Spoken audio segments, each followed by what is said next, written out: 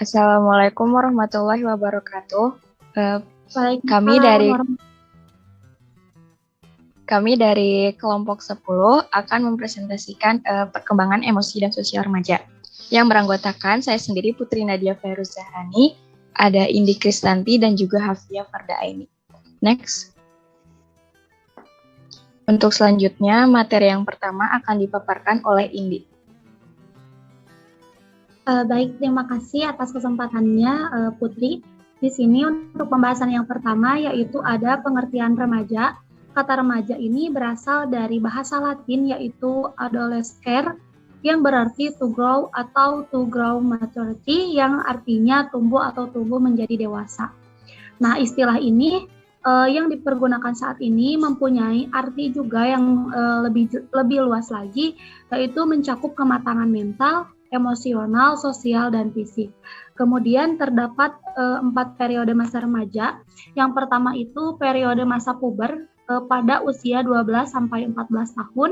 Yang kedua ada masa pubertas usia 14 sampai 16 tahun atau bisa disebut juga masa awal remaja. Kemudian untuk akhir pubertas pada usia 17 sampai 18 tahun. Kemudian yang terakhir atau yang keempat, periode remaja adolesen pada usia 19 atau sampai 21 tahun atau bisa disebut juga sebagai masa akhir remaja. Next.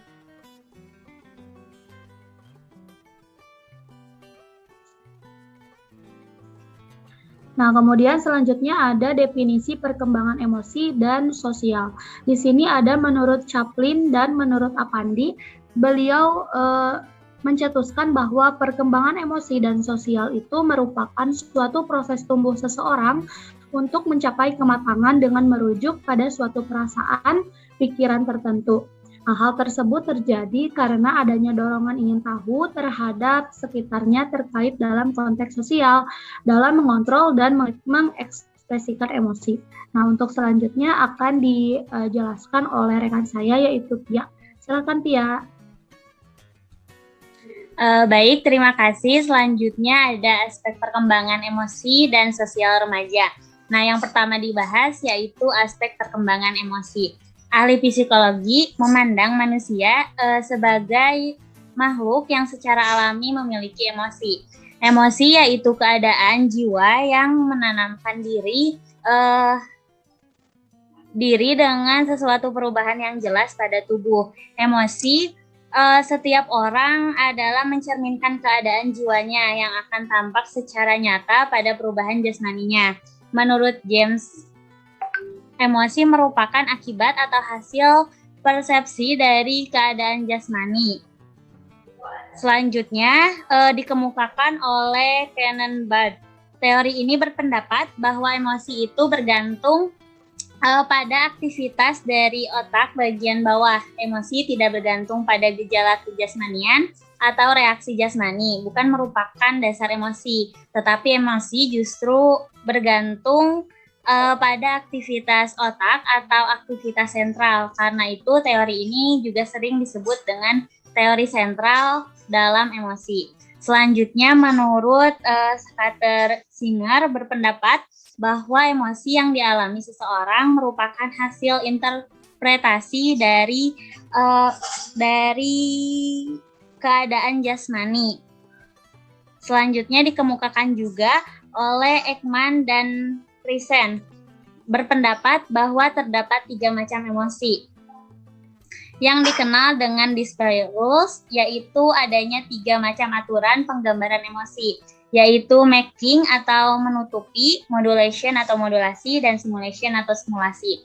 Selanjutnya yaitu menurut Gom and Clore, di mana mereka membagi menjadi 2 kategori umum manusia jika dilihat dari dampak yang ditimbulkannya, yaitu emosi positif atau biasa dengan efek positif dan emosi negatif atau afek negatif.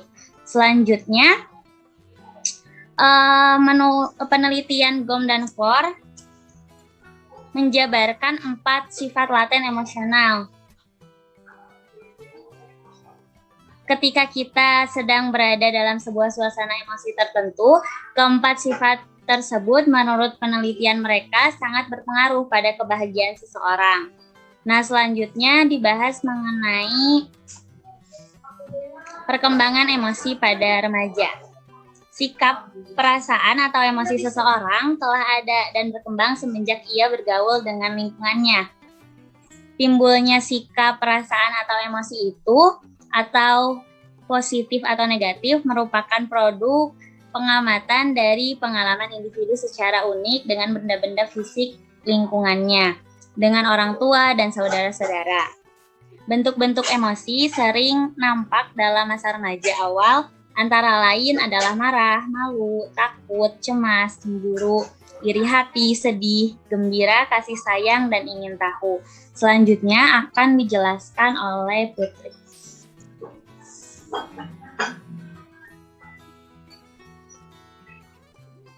Baik, terima kasih sebelumnya, Pia. Selanjutnya saya akan menjelaskan mengenai aspek perkembangan hubungan sosial. Yang pertama yaitu perkembangan individuasi dan identitas.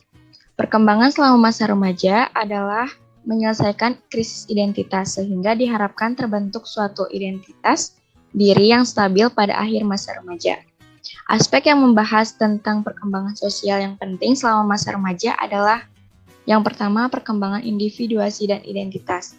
Menurut Das, pada tahun 1991 merumuskan sebuah definisi yang memadai tentang identitas itu tidaklah mudah karena identitas masing-masing orang merupakan suatu hal yang kompleks yang mencakup banyak kualitas dan dimensi yang berbeda-beda, yang lebih ditentukan oleh pengalaman subjektif daripada objektif, serta berkembang atas dasar eksplorasi sepanjang proses kehidupan.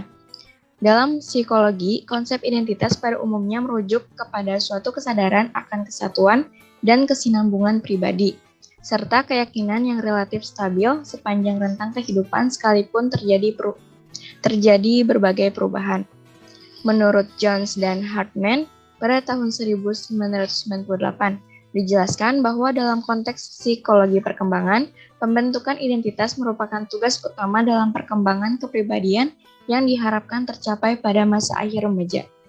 Meskipun tugas pembentukan identitas ini telah mempunyai akar-akarnya pada masa anak-anak, namun pada masa remaja ia menerima dimensi-dimensi baru karena berhadapan dengan perubahan-perubahan fisik, kognitif, dan relasional. Proses pencarian identitas adalah proses di mana seseorang remaja mengembangkan suatu identitas personal atau sense of self yang unik, berbeda, dan terpisah dari orang lain. Dan hal ini disebut dengan individuisasi. Proses ini terjadi dari 4 subtahap yang berbeda tetapi saling melengkapi, yaitu diferensiasi, praktis, dan eksperimentasi, penyesuaian, serta konsolidasi diri. Yang kedua, perkembangan hubungan dengan orang tua. Salah satu ciri yang menonjol dari remaja yang mempengaruhi relasinya dengan orang tua adalah perjuangan untuk memperoleh otonomi baik secara fisik maupun psikologis. Mereka meluangkan waktu lebih banyak ke teman sebaya daripada ke orang tua. Namun peran orang tua akan menimbulkan pengungkapan perasaan positif dan negatif pada remaja yang membantu perkembangan kompetensi sosial dan ekonomi mereka menjadi lebih bertanggung jawab. Selanjutnya, perkembangan hubungan dengan teman sebaya. Kelly dan Hansen tahun 1987 menyebutkan 6 fungsi positif dari teman sebaya. Yang pertama, mengontrol impuls-impuls agresif. Yang kedua, memperoleh dorongan emosional dan sosial serta menjadi lebih independen. Yang ketiga, meningkatkan keterampilan-keterampilan sosial.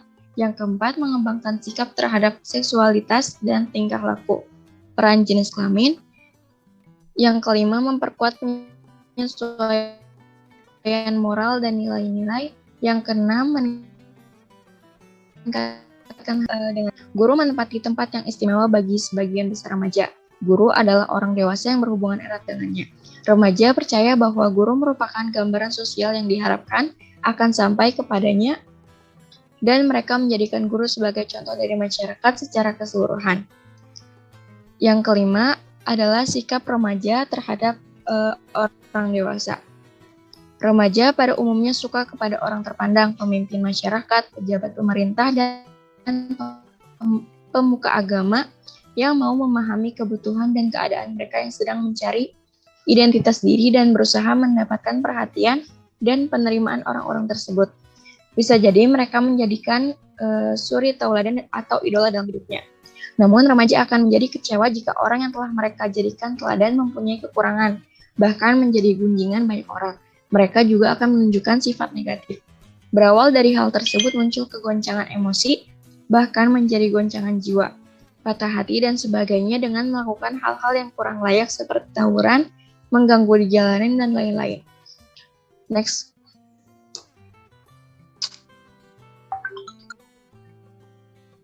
Selanjutnya, perkembangan sosial remaja.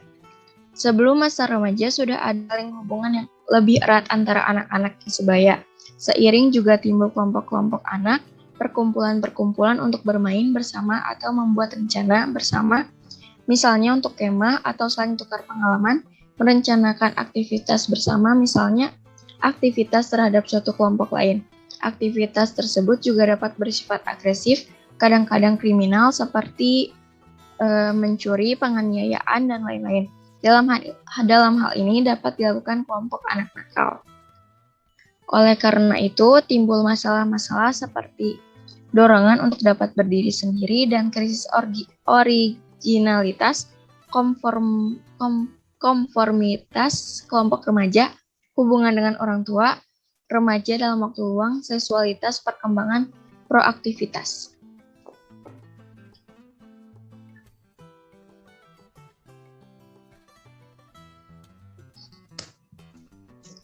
Sekian presentasi dari kelompok kami. Mohon maaf apabila banyak kekurangan dan kesalahan kata.